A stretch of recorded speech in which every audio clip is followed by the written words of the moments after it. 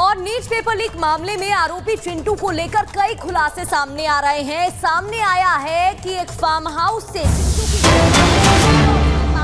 ATM card और 21 खाली check भी बरामद कर लिया गया है। तो चिंटू पर यह खबर, पेपर लीक मामले से जुड़ी खबर सामने आ रही है। 20 ATM card, 21 blank cheque farm house से बरामद कर लिए गए हैं। 48 घंटे पहले पेपर लीक हुआ था, यह भी खबर सामने आई। देवघर के लग्जरी फार्म हाउस से गिरफ्तारी हुई है चिंटू की और संजीव मुखिया का बताया जा रहा है राइट हैंड है ये। और 64,000 कैश शराब की बोतलें भी फार्म हाउस से बरामद कर ली गई हैं। पटना में सेफ हाउस का इंतजाम चिंटू किया करता था। संजीव मुखिया का राइट हैंड बताया जा रहा है, यानी कि दोनों के बीच में बातचीत हो रही थी और एक दूसरे के टच में थे, बात कर रहे थे कि कैसे 48 घंटे पहले पेपर हमारे पास आ जाएगा, फिर कैसे ये पेपर जाएगा मीडिएटर्स के पास और फिर बच्चों के पास वहां से कैसे पहुंचेगा।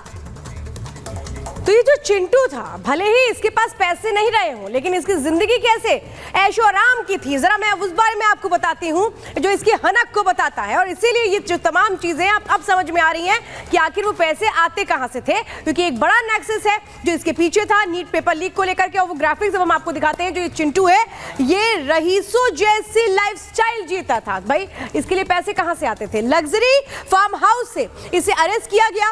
एम्स के करीब के ही पास एक ये फार्म हाउस है। फार्म हाउस से करीब आप समझिए 21 एटीएम कार्ड जब्त किए गए, 21 ब्लैंक चेक्स भी बरामद किए गए, विदेशी ब्रांड की शराब की बोतलें भी मिली थी इसके पास से।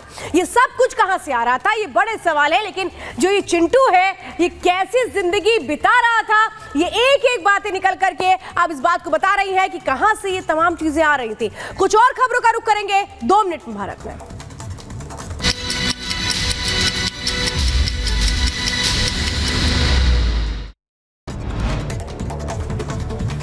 केजरीवाल की जमानत पर हाईकोर्ट का बड़ा ऐलान, बड़ा झटका। आपको बता दें, केजरीवाल की जमानत पर रोक जारी रहेगी। तिहाड़ से बाहर नहीं आ पाएंगे केजरीवाल।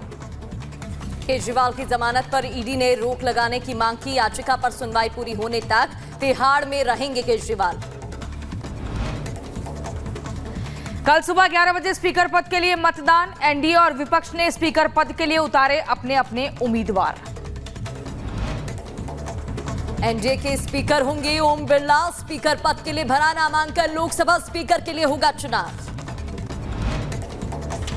स्पीकर पर पक्ष और विपक्ष में सहमति नहीं बनी। बीजेपी में नहीं मानी है विपक्ष की मांग। विपक्ष ने भी अपना प्रत्याशी उतार दिया।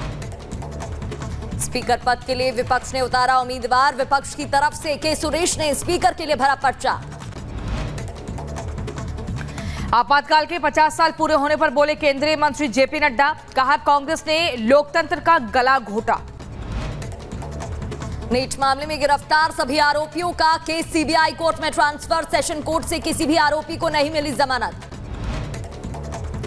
नीट यूजी पेपर लीक मामले में एक्शन तेज। बिहार पुलिस की इकोनॉमिक ऑफेंस यूनिट और सीबीआई की 7 घंटे हुई बैठक। ईओयू ने अब तक हुई जांच में 167 पन्ने के दस्तावेज सीबीआई को सौंपे हैं।